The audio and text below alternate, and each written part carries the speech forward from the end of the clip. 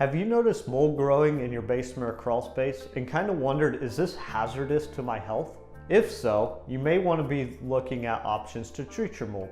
And you may be asking, what does those treatment options look like? In this video, we'll talk about how we treat mold here at AccuLevel.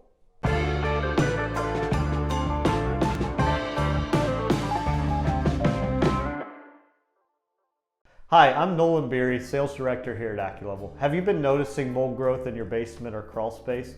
If you have noticed this, maybe you've been asking, how do I get this treated? In this video, we'll dive deep into that question.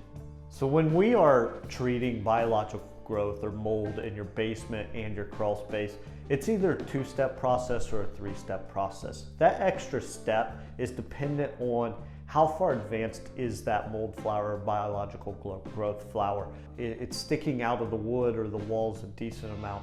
If that's the case, we're gonna add scrape and vac to that process to where we're gonna come in, scrape that, vacuum that out, get that out safely, and then we'll move into the more common two steps, which number one is more of a killer.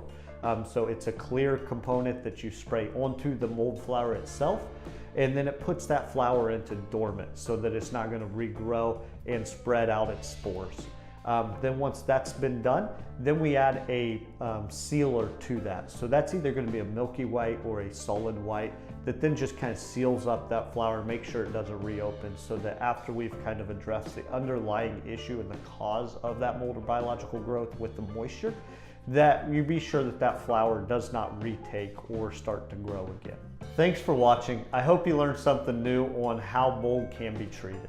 If you'd like to learn more, check out our blog where we dive deep into this topic. Thank you again for watching. Be sure to like and subscribe.